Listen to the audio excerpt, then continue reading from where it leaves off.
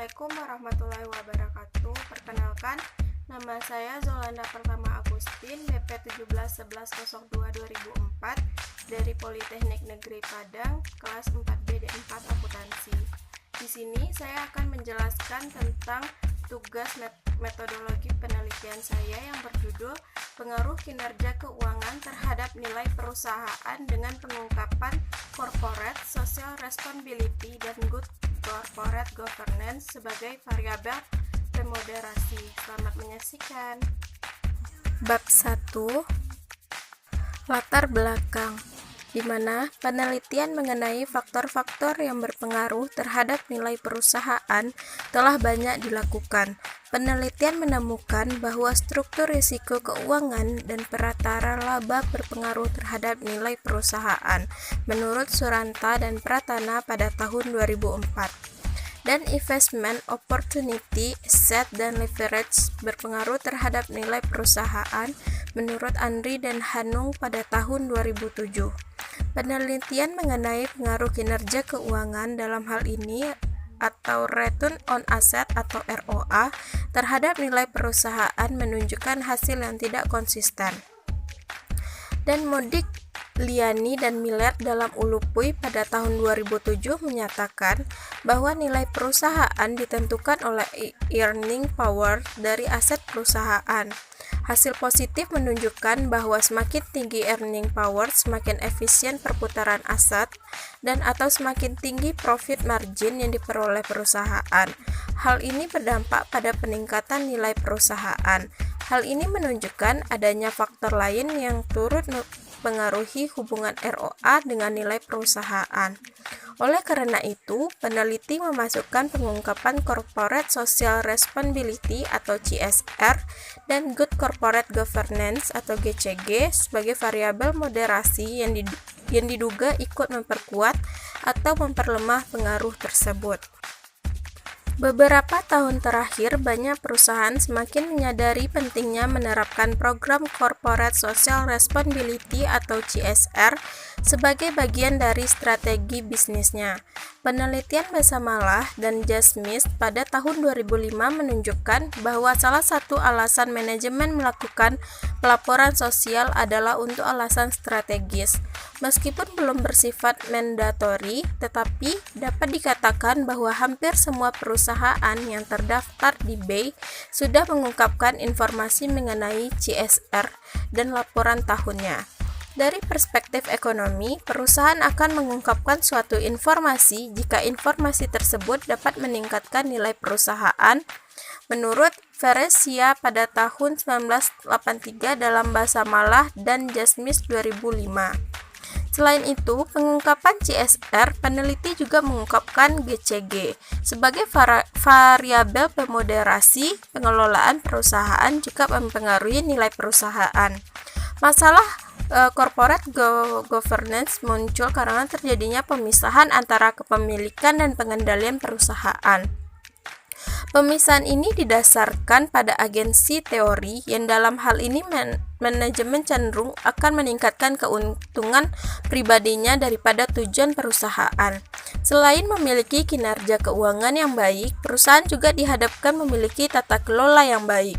Dalam penelitian ini, indikator mekanisme corporate governance yang digunakan adalah kepemilikan manajerial. Dalam penelitian ini, semakin tinggi kepemilikan manajerial, diharapkan pihak manajemen akan berusaha semaksimal mungkin untuk kepentingan para pemegang saham.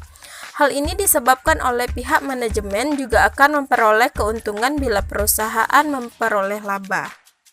Selanjutnya itu rumusan masalah. Rumusan masalah pada penelitian ini ada 3. Yang pertama, apakah kinerja keuangan berpengaruh terhadap nilai perusahaan? Yang kedua, apakah corporate social responsibility berpengaruh terhadap hubungan kinerja keuangan perusahaan dengan nilai perusahaan? Dan yang ketiga, dan apakah pengungkapan corporate good governance berpengaruh terhadap hubungan kinerja keuangan dengan nilai perusahaan? Selanjutnya itu tujuan penelitian. Tujuan penelitian yang terdapat pada penelitian ini ada 3. Yang pertama, pengaruh kinerja keuangan terhadap nilai perusahaan. Yang kedua yaitu pengungkapan corporate social responsibility mempengaruhi hubungan kinerja keuangan dengan nilai perusahaan. Dan yang ketiga yaitu pengungkapan corporate good governance mempengaruhi hubungan kinerja keuangan perusahaan dengan nilai perusahaan. Selanjutnya yaitu manfaat penelitian. Manfaat penelitian yang pertama yaitu bagi peneliti. Hasil penelitian ini diharapkan dapat memberikan nilai tambah berupa pengetahuan dan wawasan mengenai pengaruh kinerja keuangan perusahaan terhadap nilai perusahaan dengan pengungkapan corporate good governance dan corporate social responsibility sebagai variabel pemoderasi. Yang kedua yaitu bagi perusahaan. Penelitian ini diharapkan dapat memberikan informasi yang bermanfaat untuk mempertimbangkan dalam rangka meningkatkan nilai perusahaan. Dan yang ketiga yaitu bagi peneliti selanjutnya, yaitu hasil ini diharapkan dapat memberikan tambahan pengetahuan bagi kemajuan akademis dan dapat dijadikan acuan atau referensi untuk penelitian berikutnya. Selanjutnya yaitu bab 3 yaitu metode penelitian. Yang pertama yaitu rancangan penelitian.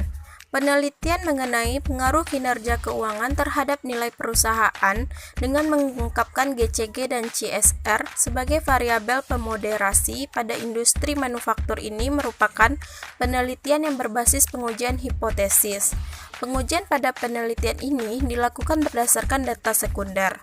Data tersebut kemudian diolah sehingga diperoleh informasi yang dapat dijadikan kerangka jawaban bagi hipotesis yang telah ditentukan. Selanjutnya itu jenis dan sumber data. Penelitian ini menggunakan data sekunder, yakni data penelitian yang diperoleh secara tidak langsung, melainkan melalui media perantara.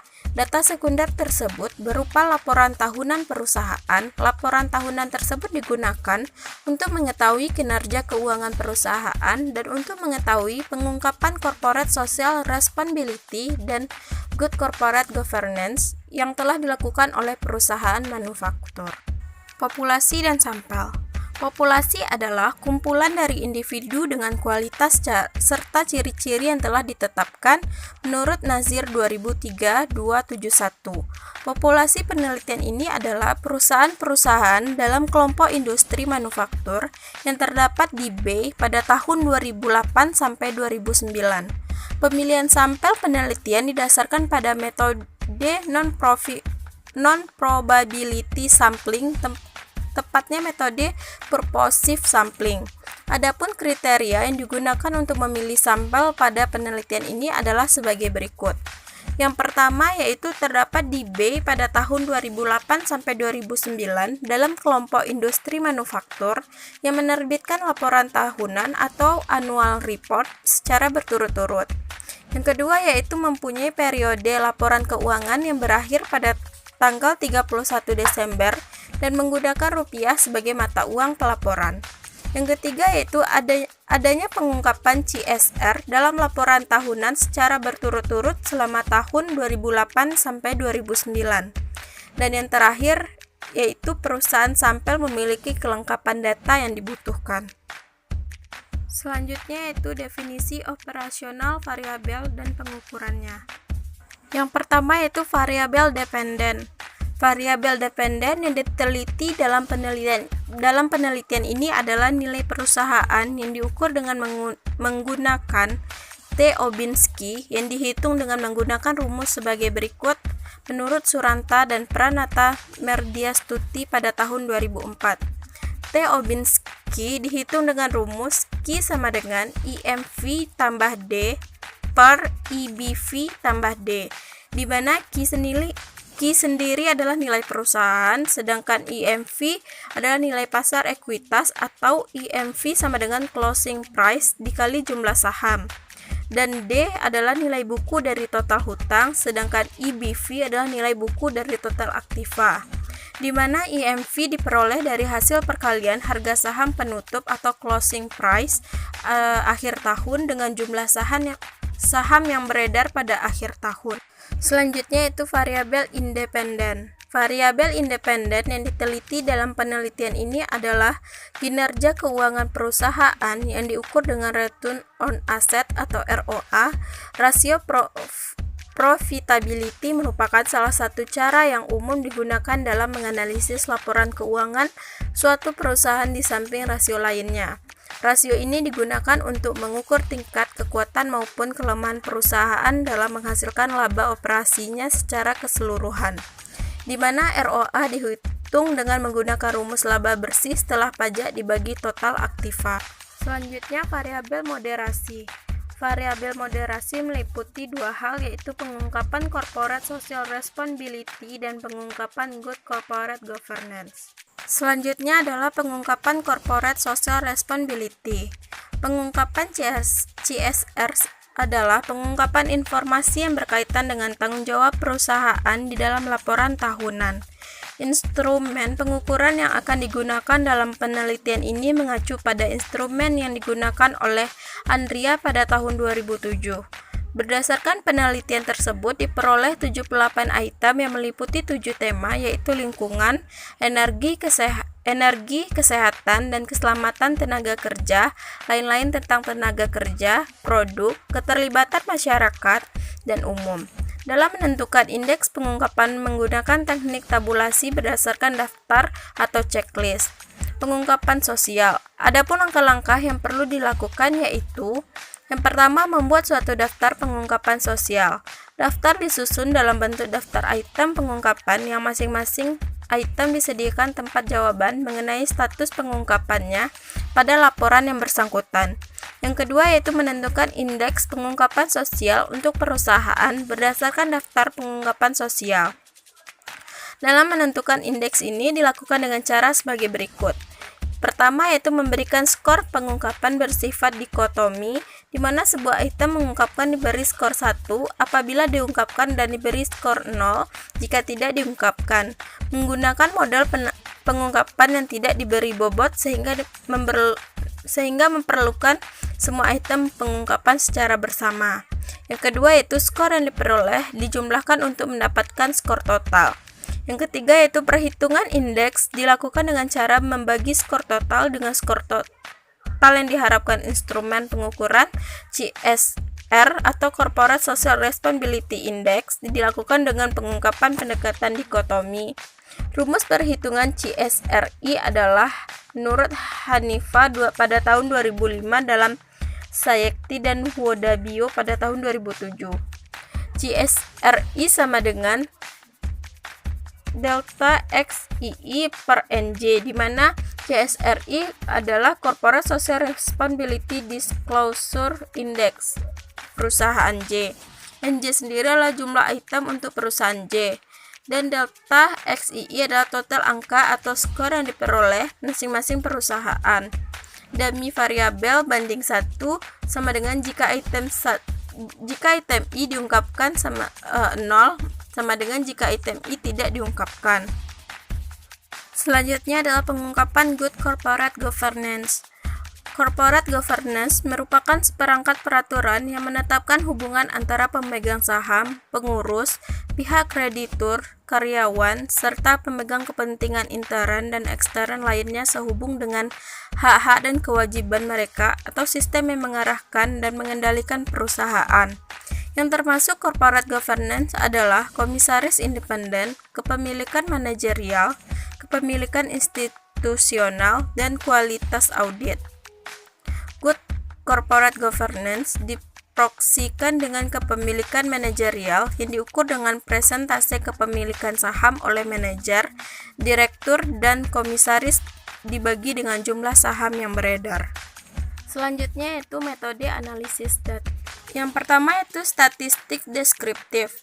Statistik deskriptif dalam penelitian merupakan proses transformasi data penelitian dalam bentuk tabulasi sehingga mudah dipahami dan diinterpretasikan. Tabulasi menyajikan ringkasan, pengaturan atau penyusunan dalam data bentuk tabel, numerik, dan grafik. Statistik deskriptif bertujuan untuk memberikan informasi mengenai karakteristik penelitian yang utama. Ukuran yang digunakan dalam deskripsi antara lain merupakan frekuensi, tendensi sentral atau mean, median, dan modus, serta dispersi atau deviasi standar dan varian, dan koefisien korelasi antara variabel penelitian, menurut Indriantoro, Nur, dan Bambang Supomo pada tahun 1999. Selanjutnya yaitu uji normalitas. Pengujian normalitas data dapat dilakukan dengan uji one sampel Kolmogorov-Smirnov atau uji Shapiro-Wilk. Uji normalitas digunakan untuk melihat apakah data itu berdistribusi normal atau tidak. Normal atau tidaknya suatu data akan menentukan jenis pengujian hipotesis yang akan dilakukan, menurut Nirma Widiana pada tahun 2009. Selanjutnya itu uji asumsi klasik. Yang pertama itu uji normalitas modal, di mana uji normalitas untuk menguji apakah dalam model regresi variabel pengganggu atau residual memiliki distribusi normal. Uji normalitas dilakukan dengan menggunakan grafik normalitas probabilitas plot atau grafik plot. Normalitas dapat dideteksi dengan melihat penyebaran data atau titik pada sumbu diagonal dari grafik menurut Ghazali 2005-112 dalam pengambilan keputusan adalah sebagai berikut. Yang pertama, jika data menyebar di sekitar diagonal. Yang pertama itu jika data menyebarkan di sekitar diagonal dapat mengikuti arah garis diagonal, maka regresi memenuhi asumsi normalitas. Yang kedua itu jika data menyebar jauh dari garis diagonal dan atau tidak mengikuti arah garis diagonal, maka model regresi tidak memenuhi asumsi normalitas. Yang kedua yaitu uji heteroskedastisitas, di mana uji ini bertujuan menguji apakah dalam model regresi terjadi ketidaksamaan varian dari residual satu pengamatan ke pengamatan yang lain menurut Ghazali pada tahun 2005. Jika varian dari residual dari suatu pengamatan ke pengamatan yang lain tetap, maka tidak terjadi heteroskedastisitas. Untuk mendeteksinya dapat dilihat pada gambar grafik scatter plot apabila ada pola-pola tertentu seperti titik-titik yang ada membentuk pola teratur, maka terjadi heteroskedastisitas. Sebaliknya, apabila tidak ada pola yang jelas serta titik-titik menyebar di atas dan di bawah angka 0 pada sumbu Y, maka tidak terjadi heteroskedastisitas. Yang ketiga yaitu uji multikoliniaritas, yaitu adalah suatu keadaan di mana suatu atau lebih variabel bebas terdapat korelasi dengan variabel bebas lainnya, atau suatu variabel bebas merupakan fungsi linear dari variabel bebas lainnya. Uji multikoliniaritas bertujuan untuk menguji apakah model regresi ditemukan adanya korelasi antara variabel bebas atau independen, menurut Ghazali pada tahun 2005. Ada beberapa teknik yang dapat digunakan untuk mendeteksi multikoliniaritas, diantaranya menggunakan variance inflation factor. Apabila nilai VIF atau variance inflation factor adalah lebih besar dari 10, maka ada korelasi yang tinggi di antara variabel independen atau dapat dikatakan terjadi multikolinier. Sedangkan jika VIF kurang dari 10, maka dapat diartikan tidak terjadi multikolinier. Yang terakhir yaitu uji autokorelasi. Uji autokorelasi bertujuan adalah dalam model regresi linear ada korelasi antara kesalahan pengganggu pada periode T dengan kesalahan pengganggu pada periode T1, menurut Ghazali 2005. Untuk mendeteksi ada tidaknya gejala autokorelasi dalam model regresi linear bisa dilakukan dengan pendeteksian dengan percobaan Durbin, Watson, atau uji DW dengan ketentuan jika angka DW di antara min 2 sampai plus 2 berarti tidak ada autokorelasi. Selanjutnya itu pengujian hipotesis. Selanjutnya itu pengujian hipotesis 1, di mana analisis yang digunakan dalam penelitian ini adalah analisis regresi sederhana dengan persamaan regresi sebagai berikut. Y sama dengan beta 0 tambah beta 1 dikali X1 tambah E, di mana Y sama dengan nilai perusahaan, beta 0 konstanta, beta 1 sama dengan koefisien variabel bebas, X1 sama dengan return on asset, dan E sama dengan standar error. Yang selanjutnya itu pengujian hipotesis 2 dan hipotesis 3. Dalam penelitian ini, untuk hipotesis 2 dan hipotesis 3 menggunakan uji nilai selisih mutlak untuk variabel pemoderasi. Uji nilai selisih mutlak merupakan uji yang memuat kombinasi antara X1 dan X2 dan berpengaruh terhadap Y. Uji nilai selisih mutlak digambarkan dengan rumus persamaan regresi sebagai berikut. Y sama dengan A tambah B1 kali X1 tambah B2 kali X2 tambah B3 X1 kurang X2, di mana X1 merupakan nilai standar skor atau X1 kurang X, dan X1 kurang X2 merupakan interaksi yang diukur dengan nilai-nilai absolut perbedaan antara X1 dan X2. Yang terakhir yaitu pengujian hipotesis. Uji T untuk mengetahui apakah ada pengaruh yang nyata antara variabel independen yang terdapat dalam persamaan tersebut secara individu berpengaruh terhadap variabel dependennya. Pengujian ini dilakukan dengan taraf signifikan 5%. Langkah-langkah untuk melakukan uji T adalah sebagai berikut. Yang pertama itu perumusan hipotesis, yaitu H01 yaitu kinerja keuangan atau ROA dipengaruhi terhadap nilai perusahaan. HA1 yaitu kinerja keuangan atau ROA berpengaruh terhadap nilai perusahaan. Selanjutnya HO2 yaitu pengungkapan CSR tidak berpengaruh terhadap hubungan kinerja keuangan atau ROA dengan nilai perusahaan. HA2 pengungkapan CSR berpengaruh terhadap hubungan kinerja keuangan atau ROA dengan nilai perusahaan. H03 yaitu corporate governance atau kepemilikan manajerial tidak berpengaruh terhadap hubungan kinerja keuangan atau ROA dengan nilai perusahaan. HA3 yaitu corporate governance atau kepemilikan manajerial berpengaruh terhadap hubungan kinerja keuangan atau ROA dengan nilai perusahaan. Yang kedua yaitu menentukan beberapa nilai T hitung atau uji T dengan menggunakan program SPSS. Yang ketiga yaitu menentukan tingkat signifikan. Tingkat signifikan yang diharapkan dalam penelitian ini adalah delta sama dengan 0,05 atau CI atau confidence interval sama dengan 0,95. Apabila tingkat signifikan yang diperoleh sama dengan P kurang value lebih besar dari 0,05 maka HA ditolak, sedangkan jika tingkat signifikan yang diperoleh lebih kecil dari 0,05 maka HA diterima. Yang keempat yaitu menarik kesimpulan peneliti. Baiklah teman-teman, hanya segitu yang dapat saya sampaikan. Terlebih terkurang saya minta maaf apabila terjadi kesalahan atau tidak sesuai. Dan jangan lupa share, like, dan subscribe. Terima kasih semua.